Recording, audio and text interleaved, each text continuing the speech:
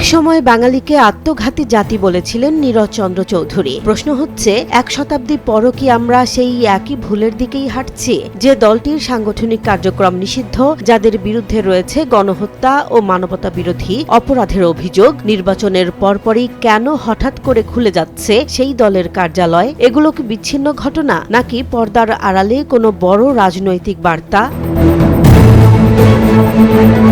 12 ফেব্রুয়ারি ত্রয়োদশ জাতীয় সংসদ নির্বাচন শেষ হওয়ার পরদিনই পঞ্চগড় সদর উপজেলায় বিএনপি নেতার উপস্থিতিতে খুলে দেয়া হয় আওয়ামী লীগের স্থানীয় কার্যালয়ের তালা। এর পরদিন ঠাকুরগাঁওয়ের পীরগঞ্জে নিষিদ্ধ উপজেলা আওয়ামী লীগের অফিসে উত্তোলন করা হয় জাতীয় ও দলীয় পতাকা। এই দৃশ্যগুলো দ্রুতই ছড়িয়ে পড়ে সামাজিক যোগাযোগ মাধ্যমে। পঞ্চগড় ঠাকুরগাঁওয়ের পাশাপাশি খুলনা মহানগর জেলা আওয়ামী লীগ কার্যালয়ে জাতীয় পতাকা উত্তোলন, পলাতক মৃত্যুদণ্ডপ্রাপ্ত আসামি শেখ হাসিনার প্রতিকৃতিতে পুষ্পমাল্য অর্পণ, এসব ঘটনাও সামনে আসে। পটুয়াখালীর 10 মিনা, চট্টগ্রামের লালদিঘি, ঢাকার ধানমন্ডি 32, দেশের বিভিন্ন জায়গা থেকে একের পর এক দৃশ্য সামনে আসতে থাকে।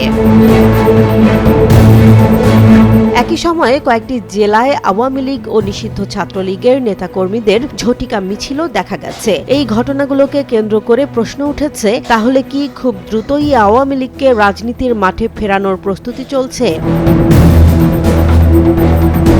নির্বাচনের পর আজ শপথ নিয়েছেন নবনির্বাচিত সংসদ সদস্যরা। বিএনপি চেয়ারম্যান তারেক রহমানের নেতৃত্বে নতুন সরকার গঠনের প্রস্তুতি চলছে। স্বাভাবিকভাবে আলোচনার কেন্দ্রবিন্দু হওয়ার কথা ছিল কারা হচ্ছেন মন্ত্রী, প্রতিমন্ত্রী কিংবা নতুন প্রধানমন্ত্রী, কি বার্তা দিচ্ছেন। কিন্তু বাস্তবে সোশ্যাল মিডিয়ার বড় আলোচনার বিষয় হয়ে উঠেছে আওয়ামী লীগের অফিস খোলার ঘটনা। রাজনৈতিক বিশ্লেষকদের মতে এটি শুধুই স্থানীয় পর্যায়ের তৎপরতা নয়, এর সঙ্গে যুক্ত হচ্ছে রিফাইন আওয়ামী লীগ ধারণা, দুর্নীতি ও বিতর্কমুক্ত নেতাদের সামনে এনে দলটিকে নতুনভাবে উপস্থাপনের চেষ্টা। এর আগেও সাবের হোসেন চৌধুরী ও শিরিন শারমিন চৌধুরীর নেতৃত্বে এমন প্রচেষ্টার কথা সামনে এসেছিল। গত বছরের 9 অক্টোবর কয়েকটি প্রভাবশালী দেশের রাষ্ট্রদূতদের গোপন বৈঠক, আন্তর্জাতিক মানবাধিকার সংগঠনগুলোর চিঠি, সংখ্যানুপাতিক নির্বাচনের দাবি, সব মিলিয়ে আওয়ামী লীগকে সংসদে ফেরানোর একটি সমন্বিত চাপের অভিযোগ উঠেছিল। সেই চাপ রাজনৈতিক ও জনমতের প্রতিরোধে ব্যর্থ হলেও পুরোপুরি থেমে যায়নি বলেই মনে করছেন অনেকে। এই প্রেক্ষাপটে ধানমন্ডি 32 নম্বরে ফুল দেয়া, শিক্ষকদের আটক ও সামাজিক যোগাযোগ মাধ্যমে আহ্বান, সব মিলিয়ে নতুন করে উত্তেজনা তৈরি হয়। অনেকে আশঙ্কা করছেন অন্তর্বর্তী সরকারের বিদায়ের মুহূর্তকে কেন্দ্র করেই আওয়ামী লীগকে সক্রিয় করার সুযোগ নেয়ার চেষ্টা চলছে।